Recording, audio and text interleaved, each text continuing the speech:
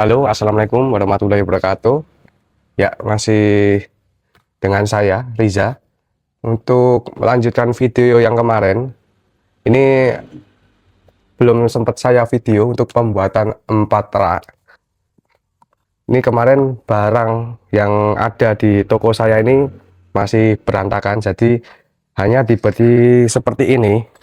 Dan kelemahannya penataan seperti ini itu untuk XL seperti ini, apabila terlalu lama ini bisa berdebu atau karatan bahkan. Nah, ini contohnya. Ini ada yang karatan. Dan ini berdebu, guys. Jadi untuk mengatasi hal tersebut, ini saya bikinkan rak seperti ini. Jadi untuk raknya modelnya seperti ini. Ini terinspirasi dari konten YouTube dari Danis Putra Arsitek. Dan karena budget untuk menata barang di toko saya ini terbatas, ini saya tata sendiri. Jadi untuk pembuatan ini saya bikin sendiri dan saya tata sendiri, dan saya kasih apa ini namanya? Apa namanya? Saya kasih print untuk kertas A4, ini saya bagi 6, terus kasih nama, dikasih fotonya, dikasih harganya. Jadi seperti ini, kelihatan atau tidak ini. Nah, seperti ini. Jadi kenapa saya kasih foto? Ini karena banyak karyawan yang di tempat ibu saya ini untuk mencari barang ini kesulitan apabila cuma dikasih nama aja. Soalnya penyesuaiannya lama, nanti lacinya banyak, harus baca satu-satu. Karena di sini belum ada belum tersinkronkan untuk mesin kasir, dan nama rak atau nama letak suatu barang itu belum ada. Jadi untuk memudahkan saya, ini saya kasih foto. Ini gampang sekali guys buatnya seperti ini. Terus nanti saya kasih ini apa namanya, dikasih lakban seperti ini. Ini hasil pertama saya, dan ini hasil kedua saya. Ini saya bikin sendiri di workshop saya, karena kebetulan saya pengen buat sendiri raknya, maka saya belajar dari YouTube untuk cara potong triplek, cara menggunakan circular saw atau cara menggunakan table saw. Itu saya cari cara di YouTube. Saya belajar di YouTube. Nah, ini meterannya segini. Nah, kebetulan ini yang mau saya share guys. Ini produk saya itu dulu untuk mencari suatu produk itu sangat kebingungan sekali. Jadi misal untuk meteran ini ya, meteran ini kan ditaruh seperti ini, ditaruh laci-laci seperti ini bersama kardusnya. Kalau kemarin seperti ini ya, seperti pukul seperti ini. Ini kadang tercampur, jadi harusnya ini di kardus ini, tapi masih ada di kardus ini. Untuk pengembalian barangnya itu pada mungkin ya kesusu atau bahasa Indonesia terburu-buru, jadi waton cuma dikasih di tempat asal gitu, jadi ngasal yang naruh, habis ngelayanin terus ditaruh di tempat ngasal.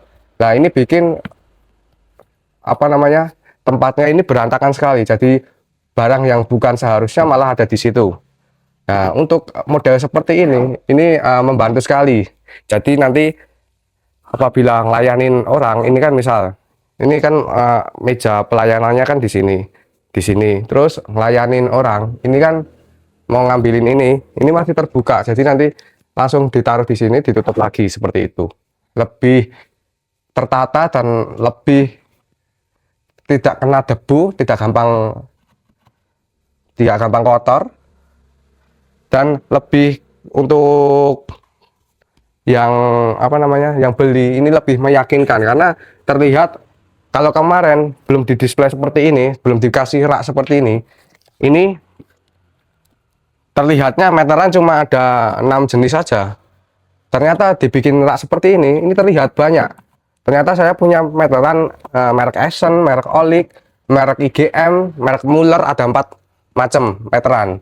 Kalau kemarin terlihat cuma ada dua meteran, walaupun ini barang masih kosong. Ini ini kosong karena habis dan ini nggak ketahuan oleh stok. Jadi tahu-tahu ditata lah kok habis seperti itu. Nah, nanti kita akan kembali ready stock lagi untuk barang-barang yang habis. Ini saya beri tulisan kosong kosong kosong biar misal ada yang beli atau ada karyawan yang mau ngelayanin, ini tahu kalau tempat ini kosong. Dan ini kalau salesnya datang baru kita kulaan guys, seperti itu. Nah, ini juga sama untuk barangnya. Visor ini juga sama. Visor ini ternyata kemarin tuh sangat berantakan sekali. Nah, ini jadi barangnya campur-campur seperti ini. Ini saya ambilkan contohnya. Barang-barangnya itu tercampur-campur seperti ini. Ini nggak tahu baut ukuran berapa, skrup ukuran berapa, visor ukuran berapa. Ini tercampur aduk seperti ini. Harapannya dikasih laci seperti ini bisa tertata. Nah, ini untuk skrup gipsumnya juga seperti ini. Saya tata. Dan teman-teman, untuk mungkin ada yang merasa tokonya belum lengkap.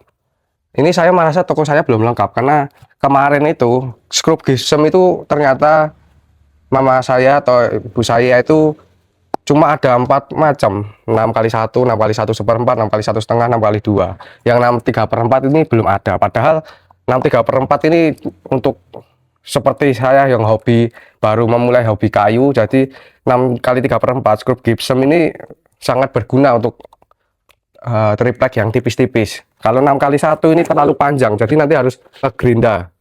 Jadi saya lengkapi untuk skrupnya ini. Ini harapan saya kalau sudah ditata seperti ini ditata harusnya sesuai fisiknya aja. Misalnya kosong ya dilompati dulu, nanti baru digulai. Nah, tapi saya untuk katalog saya biar nanti tidak kerja 2 kali, ini saya usahakan kalau saya tahu ini belum komplit, ini saya kasih ruang kosong untuk untuk raknya ini. Jadi biasanya saya lihat di Google, ini skrup gipsum ukuran 6 ini ukurannya ada berapa aja. Misal ada 8 jenis, sedangkan fisik saya cuma ada 4 jenis, ya yang 4 jenis ini nanti saya kosongin, tak kasih ini tak kasih nomornya sekalian harganya, terus sekalian fotonya, terus baru kalau ada sales yang datang baru dikomplitin seperti itu. Jadi harapannya untuk rak seperti ini, saya membuat rak seperti ini barang dagangannya komplit. Nah, ini kondisi dagangan saya sebelum ditata itu semuanya seperti ini. Jadi berantakan sekali. Nah, seperti ini. Ini nanti satu rak ini saya buat laci seperti ini semua. Jadi ini juga tak buat laci kecil-kecil. Kan cuma misalnya gantungan seperti ini, kenapa harus buat gede-gede? Ini kan enaknya juga dibuat kecil. Ini setengah aja segini udah muat mungkin 50 item seperti ini. Jadi untuk raknya rak stok, ini nanti saya buat belakang seperti ini. Belakang ini semua jadi rak stok. Nah, itu barang yang harusnya terdisplay oleh pelanggan malah dikasih di belakang. Nah, ini mama saya natanya seperti itu. Jadi nanti saya akan perbaiki dan saya akan konsultasikan ke mama saya kembali enaknya seperti apa. Karena kalau menata toko ini nggak bisa saya sendiri guys. Soalnya mama saya juga harus saya libatkan agar nanti kalau mencari barang tidak bingung. Karena ini penyesuaian guys. Saya mau cerita ya, ini untuk karyawan di toko saya itu cuma ada 2 orang. Yang satu itu paling jam 10 udah nggak di toko. Cuma buka toko jam 8 sampai jam 10. Terus nanti beres-beres. Terus pokoknya nggak bisa full time di toko. Yang satu ngangkut-angkut, jadi yang ngirim-ngirim cuma 1 orang, dan yang 2 itu yang jaga toko itu mama saya sama saya. Saya ngerjain ini kalau saya lagi longgar aja waktunya. Jadi biasanya pagi atau sore. Kalau pagi biasanya habis bangun tidur jam 5. Nah, ini saya tag video ini jam 5 ya guys. Jam 5. Ini belum buka tokonya. Jam 5 ini saya sudah nyiapin apa yang mau saya kerjakan hari ini. Biasanya kalau hari ini mau cutting ini papan triplek. Ini saya sudah siapkan ukurannya, nanti apa yang mau di cutting saya cutting dulu, saya potong dulu. Nanti habis itu saya kembali lagi ke toko dan kalau ada waktu longgar ya saya kalau sudah di cutting ya saya rangkai seperti itu. Mungkin ada teman-teman yang bingung untuk ukurannya. Ini ukurannya saya semuanya ini memiliki ukuran unik-unik semuanya guys. Soalnya kenapa? Saya memanfaatkan ini rak yang ada di toko saya, karena kalau ini nggak dimanfaatkan sayang sekali. Jadi saya buat rak saya ini nanti full dagangan dan full triplek dan full laci seperti ini. Jadi ini hanya untuk memanfaatkan rak yang ada di toko saya. Ya, melanjutkan video tadi, mohon maaf karena memori HP saya penuh. Ini saya tag lanjutannya ya. Untuk teman-teman yang bertanya ukuran, nanti mungkin saya akan lanjutkan di video yang terpisah. Next video ya, untuk ukuran, cara pembuatan, cara cutting. Ini versi saya bukan tukang, saya juga baru belajar. Jadi nanti teman-teman nggak masalah ya kalau misalnya membuat seperti ini belum siku sempurna, ukurannya masih selisih beberapa mili ya, karena buat sendiri ya. Yang penting yang teman-teman yang memiliki budget terbatas wajib dicoba ya untuk menata tokonya. Karena gimana kalau teman-teman memiliki budget terbatas dan toko enggak ditata dengan baik, ini juga nanti misalnya ada perkembangan toko, barang dagangnya semakin banyak, ini nanti teman-teman baru akan merasakan kesusahan ya. Jadi harusnya teman-teman menata barang dagangan itu sejak awal, baru fokus untuk mungkin promosi atau yang berkaitan dengan sales ya, berkaitan dengan sales toko. Ini baru seperti itu. Kalau sudah tertata, ini nanti mau ngapain aja enak teman-teman. Jadi seperti itu. Dan untuk ukurannya ini budget saya murah sekali. Nanti saya akan spill di video selanjutnya. Mungkin ini nanti di video selanjutnya mungkin saya spill untuk cara pembuatannya, harganya berapa, budgetnya berapa. Untuk pembuatannya ini sekitar 2 hari harusnya. Saya bisa 2 hari kalau saya kerja di workshop secara maksimal ini 2 hari. Saya saya buat lacinya itu seperti ini sekitar 2 hari. Jadi ini yang lama ini untuk membuat rak-rakan seperti ini lama sekali. Ini menyita waktu mungkin setengah hari untuk pembuatannya seperti ini. Jadi kemarin tuh ini guys, ini saya tunjukkan. Ini depan belakang ya. Jadi ini muat banyak sekali. Yang depan ini isinya 12, ini belakang juga 12. Jadi satu gini 24 item. Ini ternyata kemarin, ini kan ampas tempel saya ini. Ampas tempel itu setelah ditata itu ternyata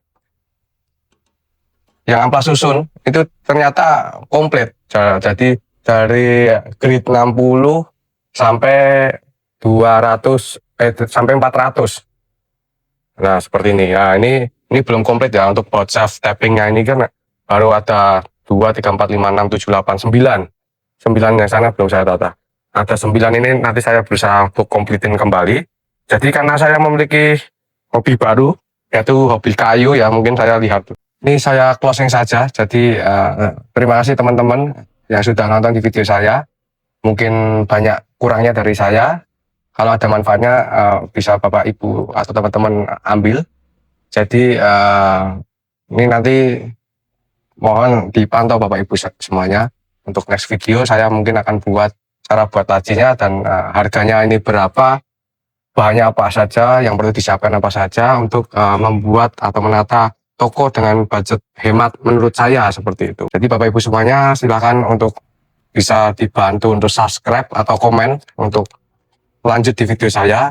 Ini mungkin jadi part 2, nah nanti seterusnya part 3, part 4, part 5 atau episode 2, 3, 4, 5, 6. Ini saya akan membuat insya Allah untuk daily vlog untuk toko ya, seputar toko, seputar usaha yang saya gelutin tiap hari. Seperti itu. Terima kasih Bapak Ibu semuanya.